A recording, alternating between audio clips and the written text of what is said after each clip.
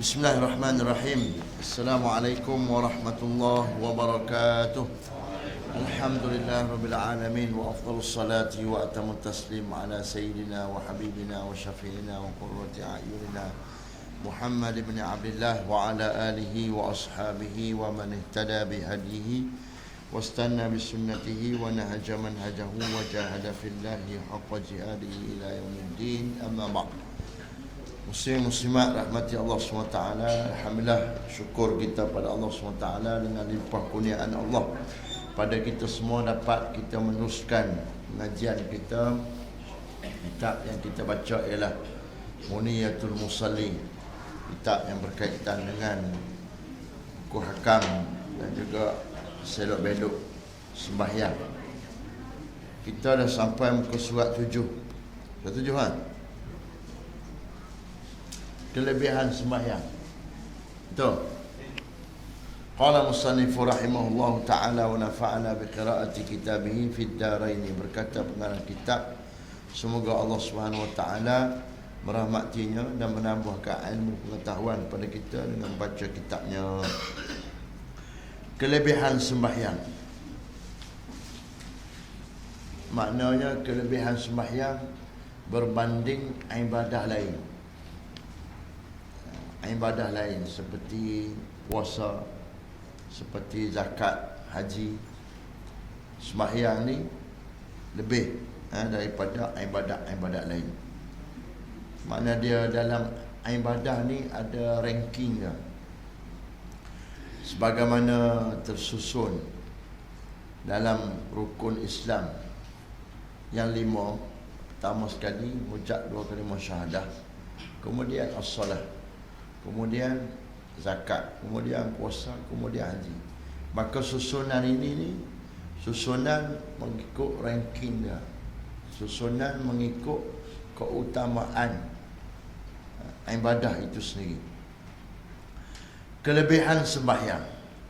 Muhammad bin Ali Tirmizi radhiyallahu anhu menyebut bahawa sembahyang itu tiang agama. Sebagaimana sabda Nabi sallallahu alaihi wasallam, as-salatu imaduddin. Sembahyang itu tiang agama. Faman tarakaha faqad hadamaddin. Hadis yang diriwayatkan oleh Baihaqi.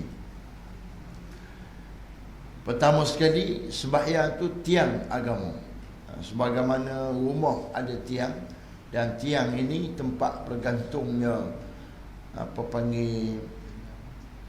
kerangka-kerangka yang lain, maka begitu juga sembahyang. Sembahyang ni tiang pada agama kita. Lepas daripada mengucap 2 kalimah syahadah, maka sembahyang ni jadi tiang. Mengucap 2 kalimah syahadah ni jadi tapak. Sembahyang ni jadi tiang. Maka segala peralatan, segala kerangka yang lain akan bergantung pada tiang ni. Itu. Maka sebab itulah Nabi amat-amat menitik beratkan soal sembahyang. Ia merupakan kefarduan yang pertama ke atas sekalian umat Islam supaya bersembahyang. Berbanding dengan puasa, dengan zakat, dengan haji, fardu sembahyang ni lebih awal lagi. Fardu yang pertama. Kita sebelum nak sembahyang kena mengucap 2 kalimah syahadah ni. Maka sebab itu disebutkan sini kefarduan yang pertama ke atas sekalian umat Islam.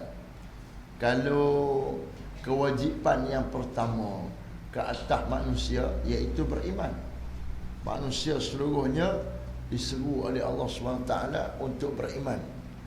Tapi bila orang beriman, manusia tu dah beriman, manusia tu dah Muslim, dah menyerah diri pada Allah, maka kefarduan yang pertama yang difardukan oleh Allah SWT kepada mereka yang Muslim, mereka yang telah mengucap 2 kalimah syahadah ialah sembahyang.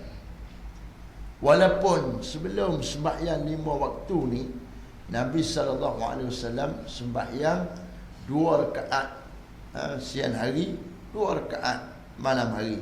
Tapi itu tidak difardukan kepada umat dia. Hanya sembahyang Nabi saja. Iaitu Nabi SAW meniru sembahyang Nabi Musa AS. Maka kefarduan sembahyang ini, fardu yang pertama, ulama berbeza pendapat dalam menetapkan bilakah sembahyang itu difardukan. Sebahagian ulama menyatakan sembahyang itu difardukan 5 tahun sebelum hijrah Nabi SAW. Dan ada yang menyatakan selepas hijrah.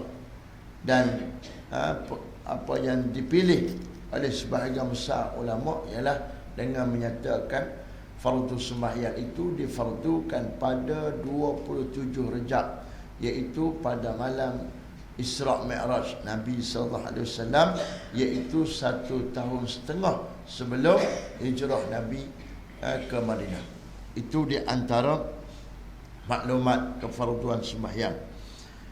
Selepas itu baru difardukan puasa. Puasa ni pada tahun pada selepas hijrah Nabi, tahun kedua selepas hijrah Nabi SAW.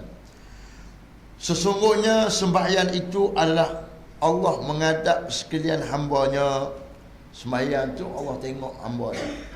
Allah menghadap maknanya Allah merahmati, memerhatikan dengan ilmu Dia, supaya sekalian hamba itu menghadap kepadanya dalam rupa kehambaan, dengan keadaan merendah diri, tazallulan, menyerah diri, taslima kepada Tuhannya, menghina diri, tabazzulan, dan khusyuk, takhasyu'a, khudu', takhaddu'a, gemar, suka, taraghuban, dan rendah, dan rindu dendam, tamalluqa. Maknanya ini di antara sifat-sifat yang perlu ada pada orang yang sembahyang. Sifat dalaman lah, sifat hati dia. Apa dia? Merendah diri. Mayang jangan sombong, rendah diri pada Allah SWT. Terutama sekali kita membayangkan waktu rokok, waktu sujud, kita merendah diri pada Allah SWT. Menyerah diri, menyerah macam orang kalah dalam perang, menyerah diri. Maknanya dia sembahyang ni dengan rela hati, menyerah diri dia pada Allah.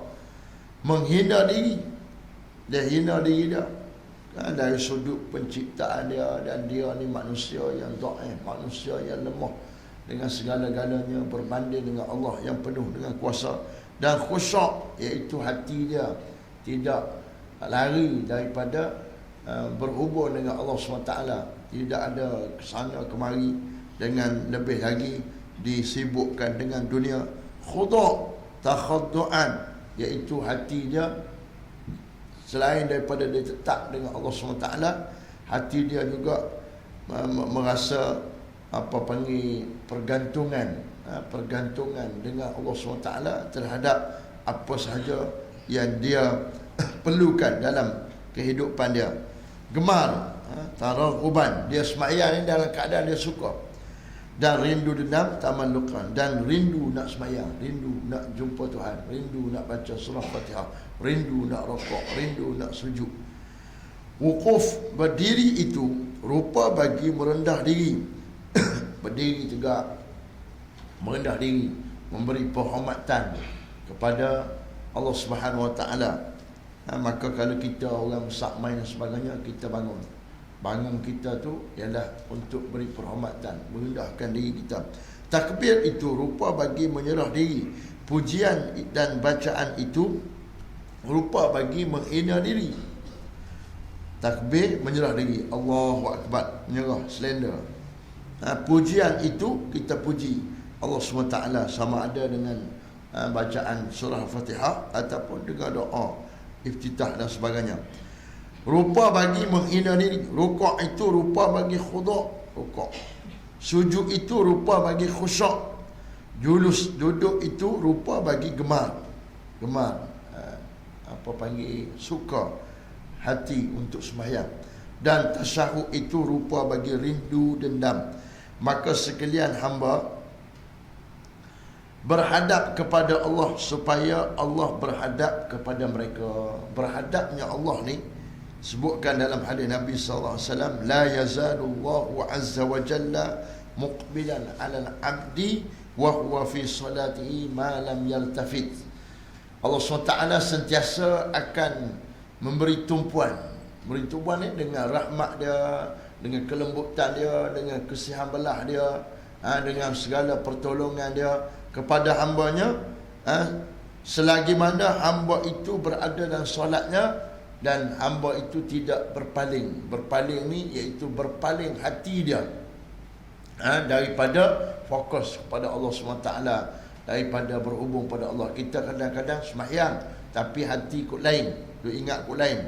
Kadang-kadang dia terlupa rakaat lah, terlupa hati dia main.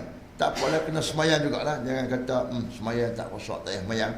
Itu lagi teruk, tak sembahyang langsung. Ini kurangnya ada sembahyang walaupun tak khusyuk. Sebab nak dapatkan khusyuk betul-betul ni bukan senang, susah. Kena melalui usaha-usaha yang gigih, kerana syaitan itu telah berjanji dengan Allah SWT akan menyesatkan hamba-hamba Allah, hamba-hamba Allah SWT selagi mana dia boleh. Dia akan usaha kok mana-mana pun dia nak sesatkan juga, sehingga sembahyang pun dia masih kacau kita, dia masih memberikan bisikan-bisikan yang tidak elok. Akhirnya hati kita lari ke sana kemari. Maka kita lah yang perlu main tarik tali. Bila lari, tarik balik, perbetulkan balik, fokus balik. Bila lari, fokus balik, perbetulkan balik. Sesungguhnya tiada suatu pekerjaan agama yang terlebih besar daripada ini, daripada sembahyang. Sabda Nabi SAW, Nabi bersabda, ini saya ambil dalam kitab yang lebih besar lah, untuk memberikan pencerahan pada kita.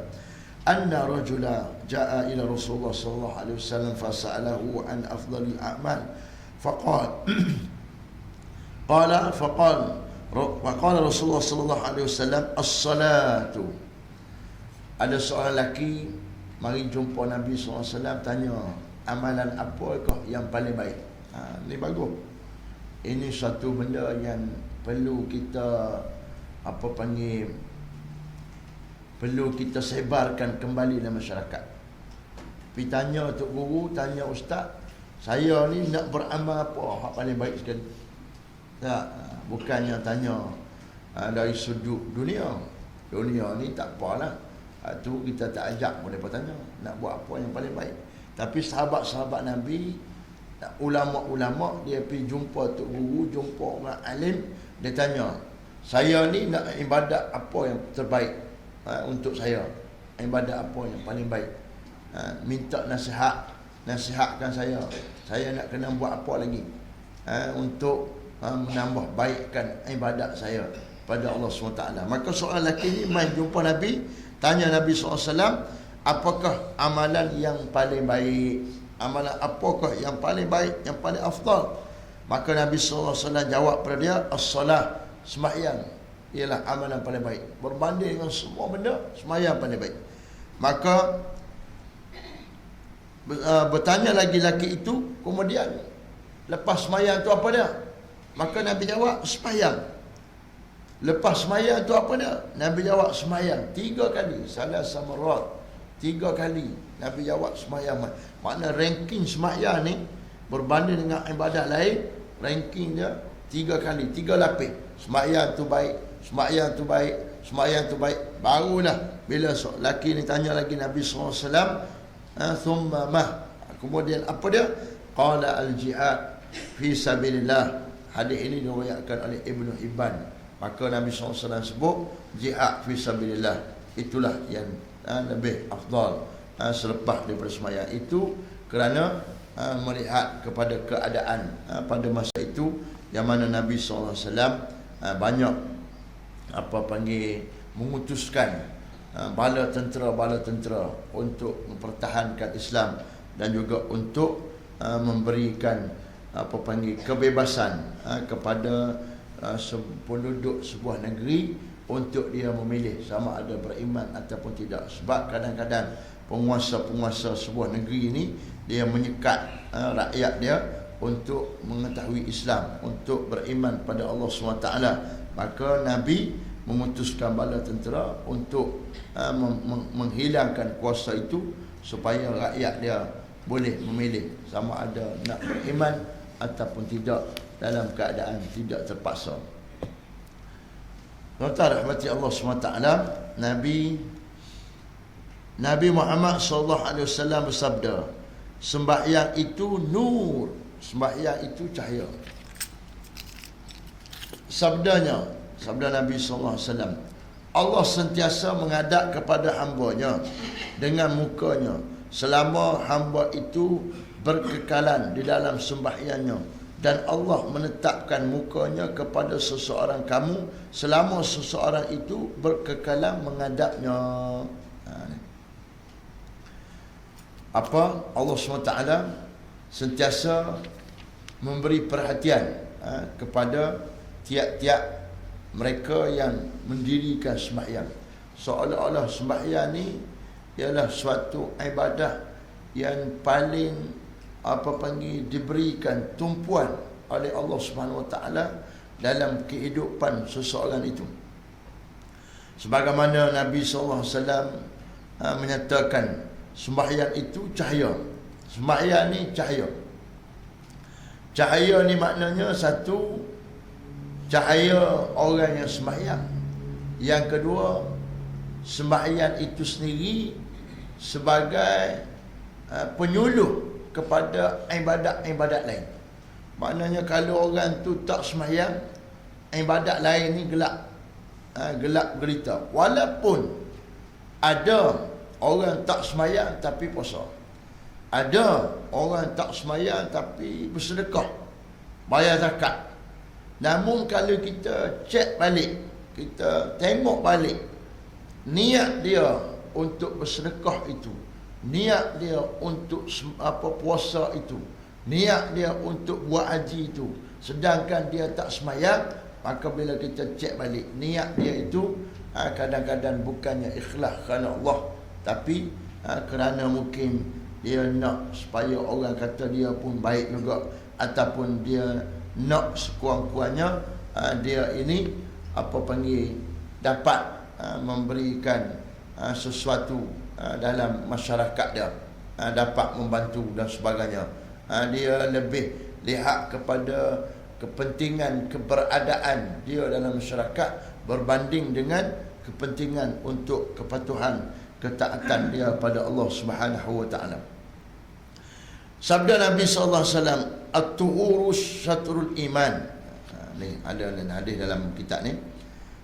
At-tuhuru syatrul iman, walhamdulillahi tamla'ul mizan, wa subhanallahi walhamdulillah tamla'ani, aw tamla'u ma baina as-samawati wal ardi, was salatu nurun, was sadaqatu burhanun, was sabru diya'un, wal qur'anu hujjatun laka aw alaika.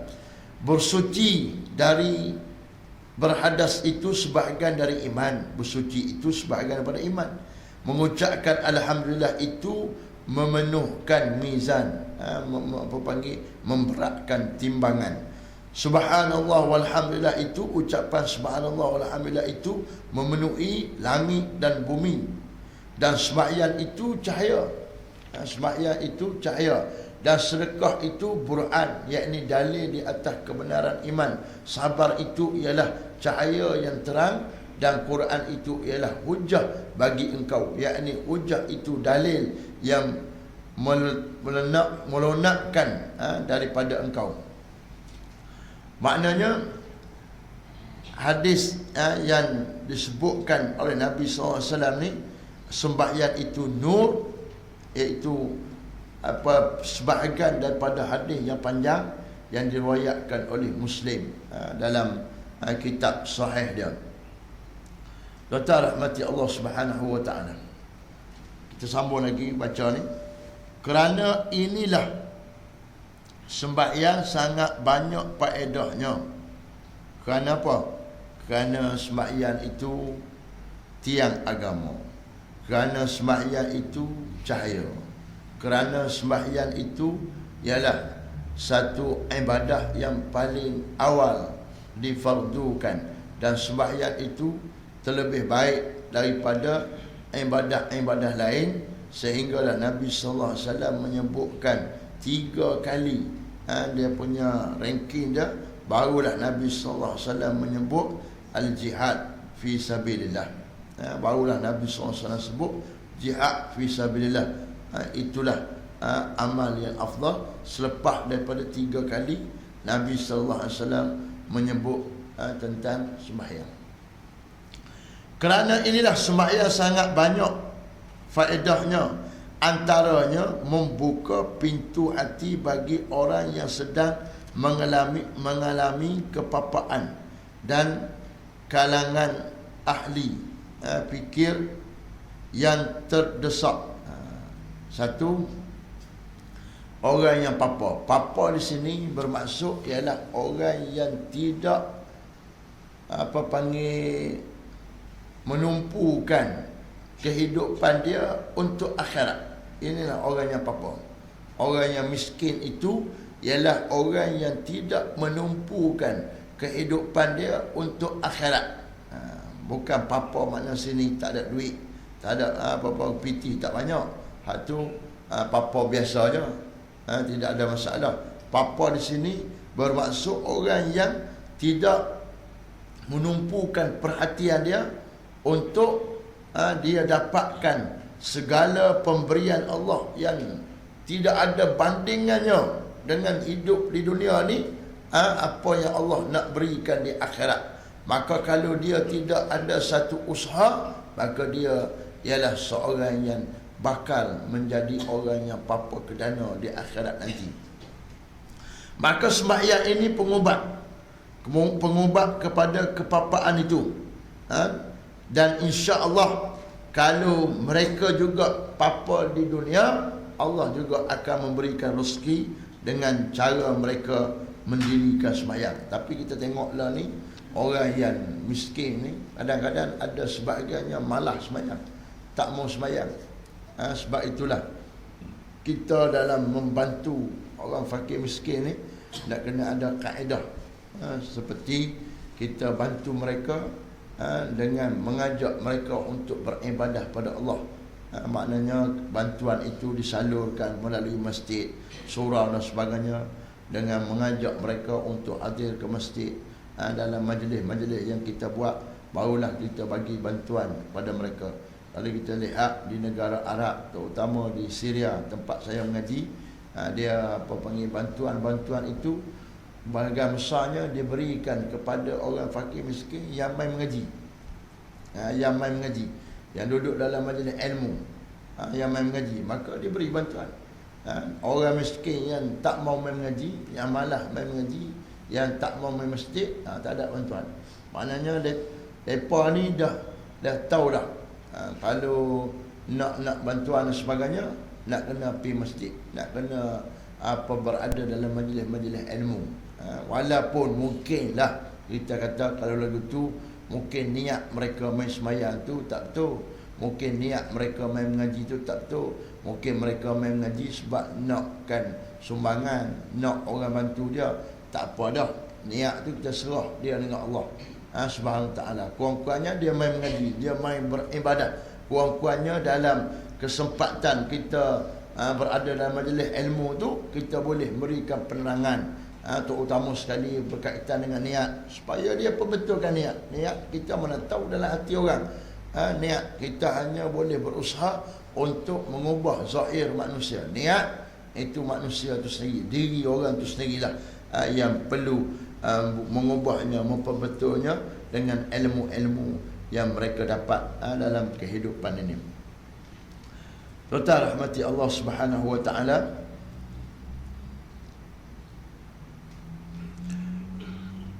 disebutkan sini dan kalangan ahli fikir yang terdesak, iaitu di kalangan orang-orang yang memerlukan hajat, dia perlukan sesuatu di atas dunia ni. Dia ada benda-benda yang dia nak, macam ahli fikir ni, dia nak menemui sesuatu maklumat ataupun dia nak memecahkan suatu persoalan, maka dia ada keperluan dia. Macam ahli perniagaan, dia ada keperluan dia. Maka sembahyang inilah yang membantu untuk membuka pintu hati supaya mereka-mereka yang berada dalam keadaan kepapaan, iaitu orang yang jauh dengan usaha-usaha untuk mendapat segala pemberian Allah SWT di akhirat, dan juga orang yang berada dalam keadaan inginkan sesuatu dalam kehidupan dia. Sesuatu itu sesuatu yang baiklah, sesuatu yang apa panggil, sesuatu yang diredai oleh Allah Subhanahu Wa Taala. Maka sembahyanglah sebagai pencerah dia, sebagai pembuka pintu hati untuk menemui perkara tersebut. Tuan-tuan rahmati Allah Subhanahu Wa Taala, kerana inilah sembahyang sangat banyak faedahnya. Antaranya membuka pintu hati bagi orang yang sedang mengalami kepapaan dan kalangan ahli fikir yang terdesak. Mereka menjadi mulia ketika bersembahyang, dan ketika itu apa yang disukai dan digemarinya hilang dari hatinya, dan segala yang dikasihinya selain daripada Allah turut hilang. Kerana inilah Allah berfirman, wa'mur ahlaka bis-salati wastabir 'alaiha la nas'aluka rizqan nahnu narzuquka.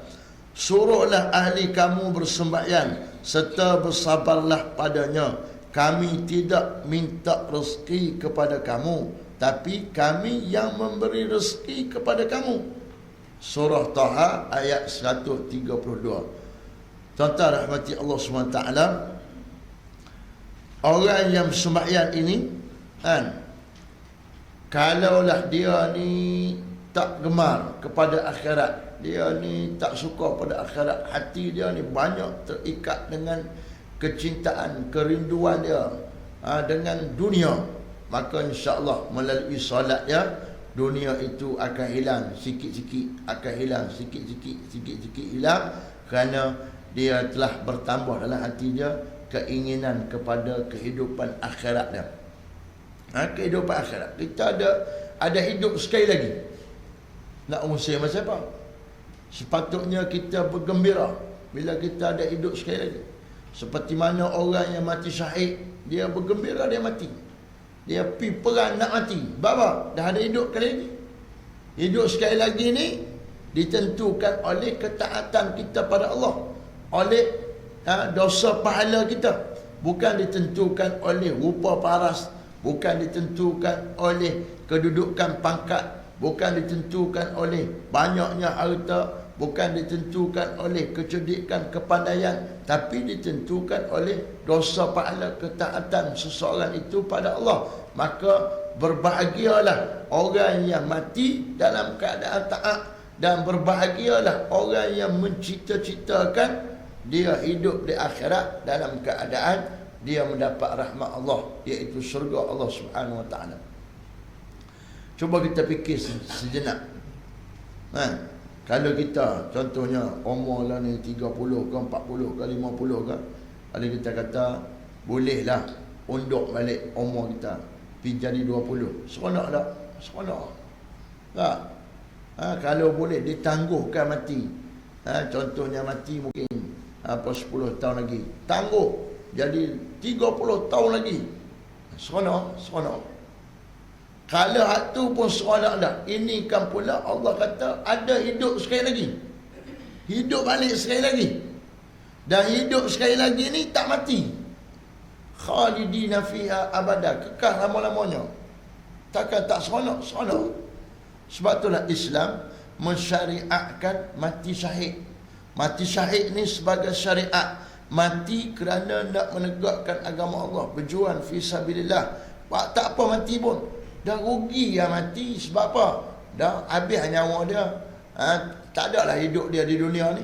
Tak boleh nak makan nasi khabu ke, nasi berani ke, tak boleh nak pergi jalan Langkawi ke apa semua, tak boleh nak bersama keluarga. Tak apa, sanggup korbankan hidup dunia kerana nak rebut hidup akhirat yang lebih panjang, yang lebih banyak, yang lebih lazat, yang lebih segala-galanya berbanding dengan nikmat yang ada di dunia.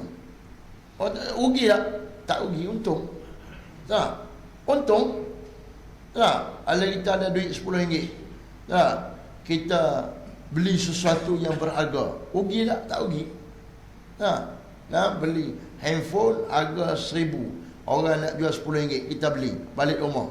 Rugi tak beli? Tak rugi. Sebab apa? Sebab ini lebih berharga. Maka sebab itulah kehidupan dunia ni, walaupun kita seronok dengan rancangan TV ke, seronok dengan ahli keluarga ke, seronok dengan makanan-makanannya, seronok dengan keindahan-keindahannya, seronok dengan kita boleh bersembang dengan kawan-kawan, sahabat kita sebagainya, tapi janganlah sehingga ianya mencuri hati kita sehingga kita benci kehidupan akhirat, tak mau bersedia untuk dapat kehidupan yang terbaik di akhirat, sehingga hati kita kata biar pergi ke dia lah, akhirat no kira lain, nak jadi apa ikut dia. Itu bahaya. Tak? Bahaya.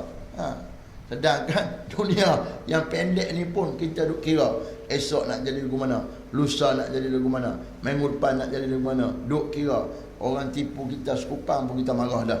Ini kan pula kehidupan akhirat yang tidak boleh kita undur balik. Sebagaimana umur kita yang Allah berikan pada kita hari ini, tak boleh nak undur dah.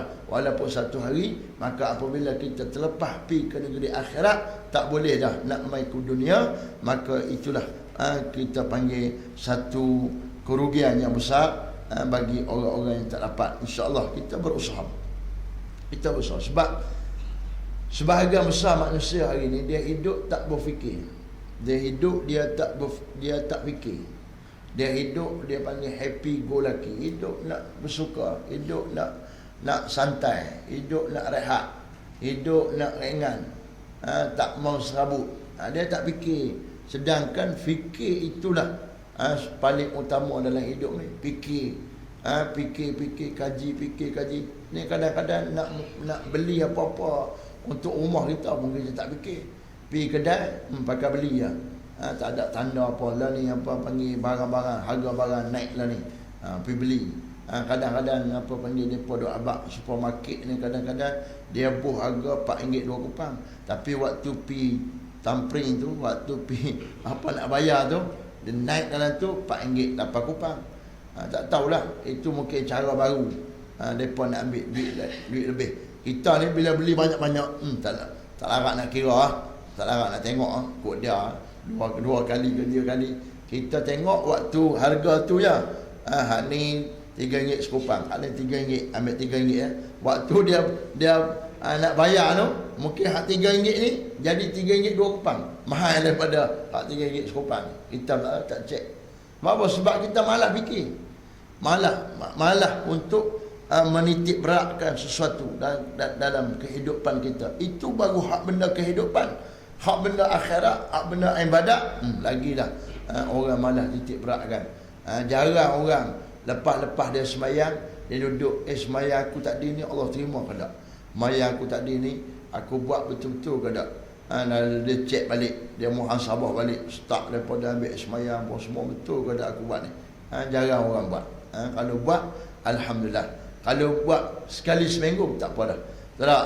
Kalau buat sebulan sekali pun tak apa dah. Kita ada satu masa kita duduk, kita terbayang balik ibadat aku ni, aku duduk makan ni, makanan rumah aku ni halal ke haram ke, aku duduk sembang dengan orang ni, banyak aku bohong orang ke, banyak aku buat fitnah ke, ataupun banyak aku cerita hak betul, cerita hak benar. Kurang-kurangnya kita ingat balik. Kurang-kurangnya selepas kita muhasabah tu, kita ubah sikit. Kalau sebelum ni banyak cakap benda-benda tak berfaedah, lah ni kita diam ataupun kita tukar cakap benda-benda yang berfaedah pula. Tu tuan-tuan rahmati Allah. Maka dengan sembahyang ni akan hilang dunia. hilang dunia. Kita kena buat lagu ni. Tak tahulah, saya duk cuba diri saya buat lagu tu lah. Kita tengok orang rumah besar, kita memang nak rumah besar, tapi kita kata tak apalah, rumah besar aku di negeri akhirat. Buat lagu tu. Jadi kita ni tak apalah, dia ambillah dia besar, aku nak rumah besar dalam syurga. Buat lagu tu. Kita tengok orang kereta besar, kereta mewah, tak apalah, dia kereta mewah di dunia, aku nak kereta mewah di akhirat. Begitu. Orang pakai elok di dunia, tak apalah, dia pakai elok di dunia, aku nak pakai elok di akhirat. Maknanya kita pujuk hati kita, biar hati kita tu tawar kepada dunia ni. Maknanya tawar tu bukan sampai tak mau langsung, Islam tak bagi gitu. Tak, ambil sekadar keperluan kita, dan kita mampu, tak apa. Kita bukan marah orang pakai kereta besar, rumah besar, tak ada masalah. Kalau dia mampu, keperluan dia, keluarga dia ramai, buat pergilah rumah besar sama besar dengan sekolah pun tak ada masalah, dah keluarga ramai. Tak, keperluan dia, dia duit dia banyak, perjalanan dia jauh, dia nak pakai kereta besar pun pakailah. Tapi kita kadang-kadang apabila tengok kehidupan orang, kita nak jadi orang tu, kita nak jadi lagu tu. Syoknya kalau dapat rumah lagu ni, syoknya kalau dapat kereta lagu ni, tak, syoknya lagu tu, syok lagu ni, macam-macam. Maka kita sebut ke hati kita, tak apalah, kita dapatkan di akhirat. Kita dapat di akhirat. Sekurang-kurangnya kita ada usaha untuk pulung beribadat bagi dapat di akhirat.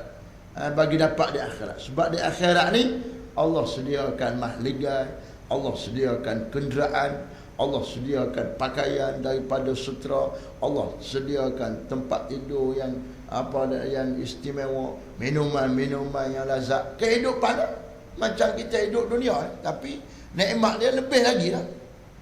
Lebih lagi berbanding dengan hidup dunia ni yang tidak ada bandingannya. Tuh, Allah SWT berfirman, wa'mur ahlaka bis salati wastabir 'alaiha la nas'aluka rizqan nahnu narzuquka. Suruhlah ahli kamu bersembahyang, ahli keluarga lah, orang bawah kita, serta bersabarlah padanya. Kami tidak minta rezeki kepada kamu, tapi kami yang memberi rezeki kepada kamu. Kami tak minta, tapi kami yang bagi rezeki kepada kamu. Apa dia? Kaitan dia, Allah sebut rezeki dengan semayang. Situ rezeki patut semayang. Dia kata suruhlah semayang dan suruhlah sabar untuk semayang. Semayang satu, waktu sabar pula. Berapa? Berat semayang. Bukan ingat berat, walaupun berbanding dengan jogging, berat jogging lagi kalau kita tengok, berbanding dengan kerja buat rumah, buat kerja buat rumah lagi. Tapi waktu nak semayang, waktu masuk waktu orang azan, rasa berat, tangguh dulu. Berat nak buat kadang-kadang walaupun 4 rakaat, walaupun 2 rakaat subuh, berat. Maka berat ni nak kena sabar. Sabar waktu mana? Sabar sebelum kita dapat kelazatan. Bila kita dapat kelazatan, apa? Kita dah lazat dah, kita dah seronok, kita dah suka semayang, kita dah jadi semayang ni darah daging kita. Tak boleh duduk tak semayang. Kalau orang azan nak semayang, kita duduk tunggu waktu nak semayang, ni tak apa. Tapi sebelum sampai peringkat tu, kena sabar, kena semayang juga, kena paksa diri, kena marah. Gitulah ya Allah SWT suruh untuk kita laksanakan pada ahli kita, keluarga kita dan sebagainya. Termasuklah kalau dalam sebuah negara, pemimpin-pemimpinnya perlu menyuruh rakyat-rakyatnya untuk bersembahyang. Dan sembahyang ini Allah sebut kami yang beri rezeki. Makna apa dia? Makna satu lagi, kadang-kadang orang yang sembahyang ni, waktu dia sembahyang, dia duk fikir soal dunia, duk bimbang soal rezeki dia di dunia. Apa yang dia nak dapat, duk fikir soal menega dia, soal ni. Maka Allah SWT nak tutup tu, Allah kata kami yang beri rezeki. Bukan kami yang minta rezeki pada kamu, kami yang beri rezeki. Maka benarlah sembahyang itu tempat menyejukkan mata hati bagi hamba Allah yang arif. Arif ni yang mengenal Allah lah, yang belajar tentang sifat-sifat Allah. Dengan bersembahyang, mata hatinya menjadi tetap. Ini suatu ibarat daripada kesukaan, kesenangan dan kesempurnaan nikmat serta kelazatan yang terhasil daripadanya sehingga dapat berpakat dan berjinak-jinak dengan Tuhannya, tapi dalam keadaan yang berlainan kerana berlainan martabat, kelakuan dan kedudukan mereka menurut ukuran makrifah masing-masing. Maknanya bila orang tu sembahyang, seolah-olah dia ni sedang melakukan suatu dialog dengan Allah Subhanahu Wa Taala, dan dia ni sedang seolah-olah dia dengan Allah ni bersatu, ataupun dia dengan Allah ni selari kehidupannya. Selari macam mana? Allah suruh dia sembahyang, dia sembahyang. Lepas tu rezeki dia serah pada Allah. Dia tak pusing. Tak apalah, Allah nak bagi banyak mana pun, itulah rezeki aku tukar cari. Allah nak bagi, bagi. Allah tak mau bagi, tak apa, ya, cari lagi. Jadi dia tidaklah meletakkan seolah-olah bebanan rezeki itu macam dia sendiri yang perlu buat rezeki tu, macam dia sendiri yang perlu adakan rezeki tu, bukan ianya datang daripada Allah. Maka itu tak betul. Yang betulnya kita mencari rezeki. Apa yang Allah kurniakan pada kita, itulah yang kita dapat dan kita bersyukur dengannya, insya-Allah. Dan banyaklah hadis-hadis Nabi dan ayat-ayat Al-Quran yang lain yang menyuruh kita untuk mendirikan sembahyang, dan juga menyuruh kita untuk mengajak ahli keluarga kita untuk bersembahyang. Saya buat statement begini: kita kena ubah dalam kehidupan kita. Kita kena letak orang yang tak sembahyang tak bagus. Walaupun dia doktor ke, walaupun dia engineer ke, dia orang politik ke, PT banyak ke, orang kuat ke, orang pandai ke, tapi kalau tak sembahyang, talak tepi. Ni kosong, tak ada apa. Yang dia sebut apa pun tak boleh pakai. Bapa tak sembahyang. Tak sembahyang. Maknanya kita letak nilai yang begitu. Dan kalau orang tu sembahyang, dialah yang terbaik. Walaupun dia miskin, walaupun dia ni tak mengaji tinggi, walaupun dia tidak ada kemahiran lain, tapi dia ni orang yang mendirikan sembahyang.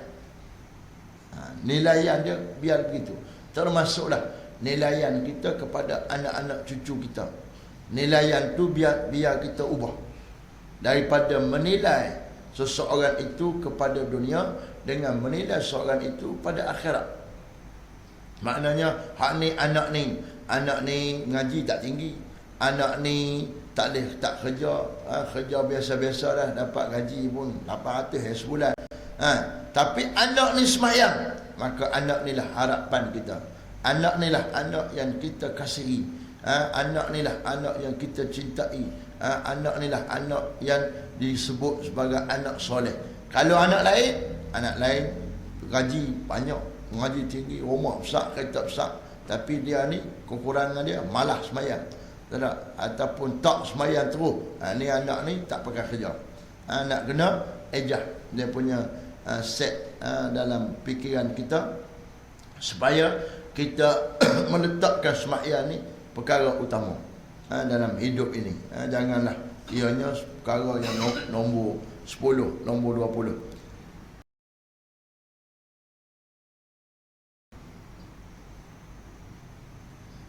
Imam Al-Qurtubi menyatakan dengan turunnya ayat surah Taha ni, Imam Al-Qurtubi disebut sebagai tafsir ayat ini, amarahu ta'ala bi an ya'mura ahlahu bis salati wa yamtasilaha ma'ahum wa yastabir 'alayha wa yulazimaha wa hadha al-khitab lin Nabi sallallahu alaihi wasallam wa yadkhulu fi umumihi jami'u ummatihi wa ahli baitihi 'ala takhsis. Dia kata Allah SWT melalui ayat surah Taha ayat 132 tu, Allah SWT suruh apa panggil Nabi kita, suruh Nabi kita menyuruh ahli keluarga dia dengan sembahyang, dan juga menunjukkan pada mereka bagaimana sembahyang dan bersembahyang bersama mereka dan bersabar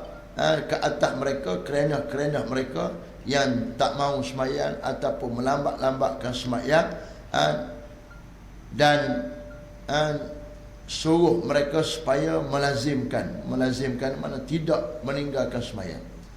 Maka kata Qurtubi, dia punya ayat Quran ni dia dituju kepada Nabi, tapi walaupun dituju kepada Nabi, termasuklah ditujukan kepada kita sebagai umat Nabi sallallahu alaihi wasallam, dan bukannya hanya khusus untuk Nabi saja, bahkan kita pun wajib menyuruh ahli keluarga kita untuk bersembahyang.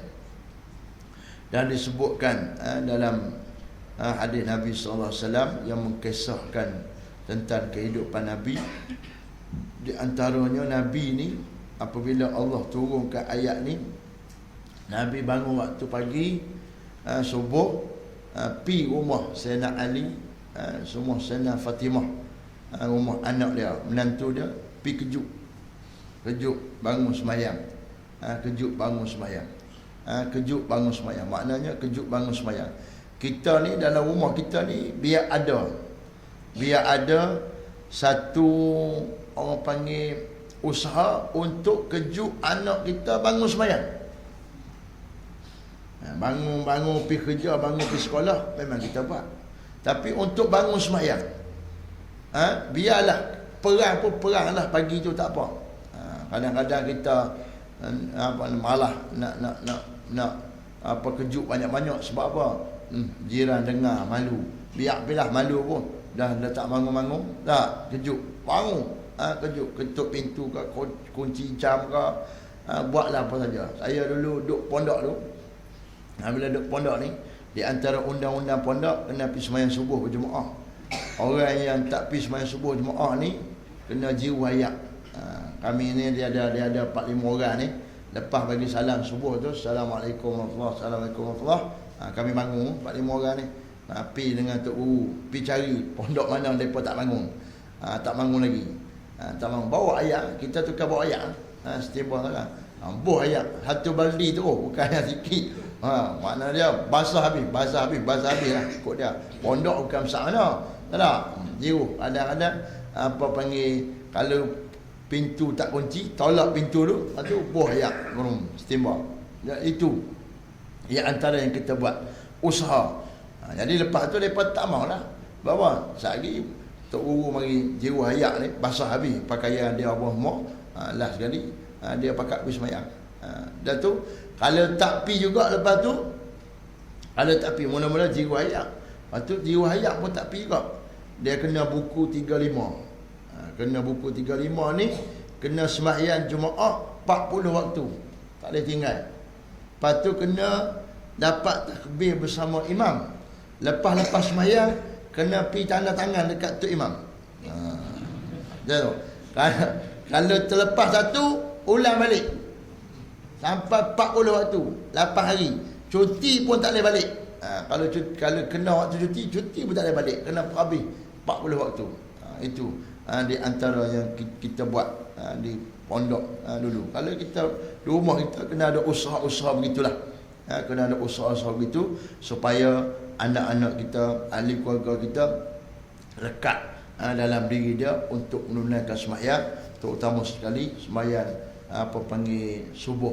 Walaupun dia tak boleh nak pergi sembahyang Jumaat, tak apalah, kita step by step. Mula-mula suruh sembahyang dulu di rumah, bangun sembahyang, lewat sikit tak apalah, tapi sembahyang dulu, kemudian barulah kita latih, akhirnya boleh mendirikan sembahyang berjemaah. Dan orang yang dapat sembahyang berjemaah subuh, dikira sebagai orang yang mendirikan sebahagian malam. Kalau dia sembahyang Jumaat Isyak, lepas tu sembahyang Jumaat subuh, dia ni dapat dah pahala seumpama orang yang qiyamul lail sepanjang malam. Dapat dah pahala. Kalau dia qiyamul lail, lagi berganda lah pahala dia.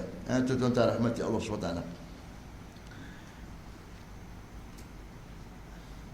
Hasan meriwayatkan bahawa Nabi bersabda, umpama sembahyang 5 waktu itu diibaratkan sebatang sungai yang deras airnya di depan pintu rumah kamu, lagi banyak ia memandikan air itu pada dirinya 5 kali setiap hari, apakah lagi daki yang melekat pada dirinya, iaitu apabila 5 waktu menyucikan segala dosanya. Nescaya tiada suatu dosa yang tinggal melainkan diampun, kecuali dosa-dosa besar yang memerlukan taubah. Ini kita dosa banyak. Dosa banyak kita. Satu, perasaan kita menyatakan kita berdosa, itu bagus. Kalau orang tak ada dalam hati dia, macam tak berdosa dia ni, itu tak bagus. Nak kena usaha, nak kena cari. Nak kena usaha cari. Sebab kita ni kadang-kadang hati kita ni diliputi oleh nafsu. Dia tak nampak dosa. Dia nampak aku ni baik, aku ni bagus, aku ni. Tak? Apa panggil hak dosa-dosa tak nampak. Maka kita kena duduk sekejap, hisap diri kita, biar kita rasa kita berdosa. Bagus. Walaupun tiap-tiap hari rasa berdosa, itu bagus. Sebab apa? Menyebabkan kita berusaha untuk diampunkan dosa. Menyebabkan kita mencari-cari jalan untuk diampunkan dosa. Kalau depan kita sembahyang, kita nak sembahyang, buat apa? Sembahyang ampun dosa. Ambil wuduk, ampun dosa. Tak? Ini kadang-kadang kita ni sembahyang maghrib. Lepas tu batal wuduk. Rasa batal, rugi, batal. Tak? Nak kena pergi ambil sembahyang lagi. Tak, kita kena rasa seronok nak kena pergi ambil sembahyang. Seronok nak kena pergi ambil sembahyang. Sebab apa? Ambil sembahyang, setiap titisan air yang bekas daripada air sembahyang kita tu, Allah gugurkan dosa. Gugur dosa. Gugur dosa. Nak jalan mai jauh ke masjid, tiap-tiap langkah Allah gugur dosa. Kalau naik motor, tiap-tiap golek tayar tu Allah gugur dosa. Tidak ada masalah. Maknanya kita merasai diri kita berdosa, dan akhirnya kita usaha untuk menghapuskan dosa kita tu sekurang-kurangnya dengan istighfar. Itu ialah baik. Seperti mana orang yang ada sungai depan rumah dia, dia mandi 5 kali sehari, 5 kali sehari, maka apakah tinggal daki pada tubuh dia? Tak ada laki lah 5 kali sehari mandi. Betul tak? Putih elok lah, hak hitam pun jadi putih kok. Betul tak? Ini kan pula sembahyang 5 waktu dia buat, dia bertaubat pada Allah SWT, insya-Allah tidak ada dosa kecuali dosa-dosa besar. Seperti syirik ke, dosa-dosa besar yang lain yang memerlukan dia bertaubat. Kita habis sikit ni. Ubadah bin Samit meriwayatkan bahawa Nabi SAW sabda, Allah memfardukan sembahyang 5 waktu ini kepada sekalian hambanya. Sesiapa yang melakukannya dengan sempurna dan tidak mengurangkan haknya, hak sembahyang, syarat-syarat dia, rukun dan sebagainya, maka baginya adalah janji Allah dengan balasan syurga. Dan sesiapa yang meninggal dan meringankan haknya, dia buat salah balainya, maka tiadalah baginya janji Allah itu, iaitu syurga, terpulang kepada Allah, sama ada untuk mengasihani atau menyiksanya. Orang sembahyang dijanjikan surga, tapi kena sembahyang betul-betul. Dan sabda Nabi SAW lagi, bila seorang lelaki bersembahyang, kesalahannya diletakkan di atas kepalanya. Setiap kali ia sujud, gugurlah kesalahannya hingga habis. Dia sembahyang, dosa tak atas kepala. Dia sujud, jatuh, dosa tak atas kepala. Sujud, jatuh, sampai habis dosa dia. Orang-orang yang berkehendakkan kemenangan dari kalangan orang yang memelihara dan mendirikan sembahyang, hendaklah memelihara akan segala syaratnya. Wallahu SWT alam. Nanti kita akan sambung syarat sah sembahyang 9 perkara. Ni baru nak masuk bab-bab syarat dan sebagainya. Sebab kita baca ni tuan-tuan rahmati Allah, di rumah boleh baca sekali lagi lah. Ini saya baca ni, kurang-kurangnya tuan-tuan boleh tanda. Mana tempat tuan-tuan yang rasa tak berapa faham dan sebagainya tu, tanda baca lagi supaya sembahyang tu jadi besar dalam diri kita. Supaya sembahyang tu jadi betul-betul besar. Jangan jadi berat dah, jadi besar. Macam saya kadang-kadang kita rasa sakit pinggang, lenguh badan.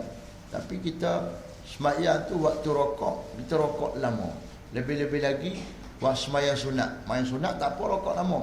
Para tabi'in ada yang mengkisahkan depa rokok ni sampai burung main hinggap atas belakang.